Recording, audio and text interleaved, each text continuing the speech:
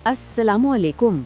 आज की इस गुफ्तगू में हम समझेंगे कि पाकिस्तानी पासपोर्ट बनवाने का पूरा प्रोसेस बिल्कुल शुरू से आखिर तक क्या है। अक्सर जब पासपोर्ट बनवाने का ख्याल आता है तो जहन में यही आता है कि भाई बहुत वक्त लगेगा, पैसे भी खर्च होंगे, है ना। लेकिन घबराने की बिल्कुल ज़रूरत नहीं। ये पूरी तफसीलात इस सारे अमल को बहुत आसान बना देंगी।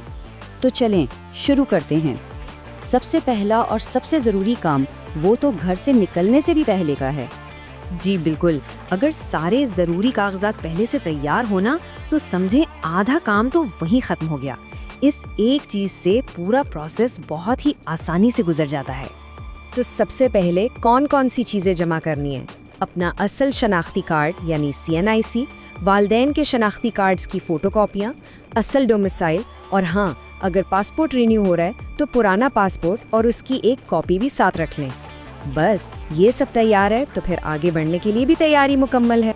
अच्छा, जब सारे कागजात पूरे हो गए तो अब बारी आती है पासपोर्ट ऑफिस जाने की। चलें देखते हैं कि वहाँ पहुंचकर क्या करना है।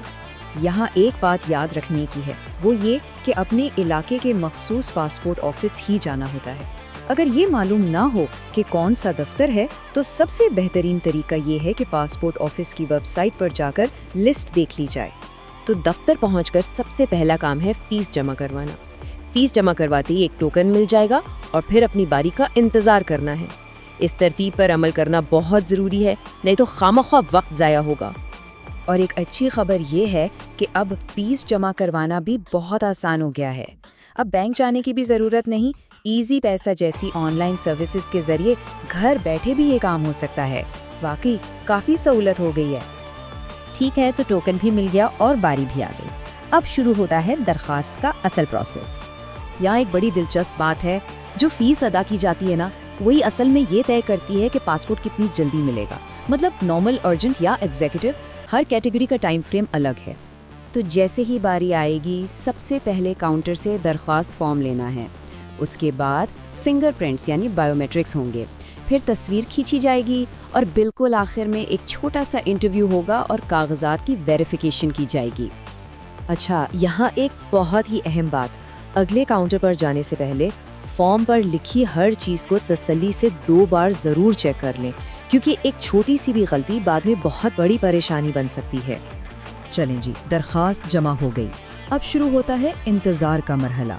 लेकिन अच्छी बात यह है कि इस दौरान अपनी दरखास्त के स्टेटस पर नज़र रखी जा सकती है। सारा प्रोसेस मुकम्मल होने पर एक रसीद दी जाएगी जिस पर एक ट्रैकिंग नंबर लिखा होगा। ये रसीद बहुत ही अहम है, इसे बहुत एहतियात से संभाल कर रखना है। तो ये ट्रैकिंग नंबर है क्या? ये असल में एक ख़ास कोड है जिसको इस्तेमाल करके ऑनलाइन ये चेक किया जा सकता है कि पासपोर्ट बनने का अमल कहाँ तक पहुँचा है। और अब आते हैं इस पूरे सफ़र के आखिरी मरहले पर, यानी अपना नया पासपोर्ट वसूल करने पर। जब पासपोर्ट प्रिंट होकर तैयार हो जाए तो उसे लेने के लिए उसी दफ्तर वापस जाना होगा जहां दरखास्त दी थी। और यहाँ एक बहुत काम का मशवरा, आजकल नॉर्मल पासपोर्ट बनने में काफ़ी ज़्यादा ताख़ीर हो रही है, तो अगर वक्त पर जाना है और जल्दी पासपोर्ट चाहिए तो बेहतर यही है कि अर्जेंट कैटेगरी के लिए ही अप्लाई किया जाए। तो बात का खुलासा ये है कि पासपोर्ट कितनी जल्दी हाथ में आएगा उसका पूरा इन्हिसार इस बात पर है कि फ़ीस की कौन सी कैटेगरी मुंतखब की गई है, नॉर्मल या अर्जेंट। तो अब जब सारा तरीक़ेकार समझ आ गया है तो इस प्रोसेस को शुरू करने के लिए सबसे पहला कदम क्या होगा?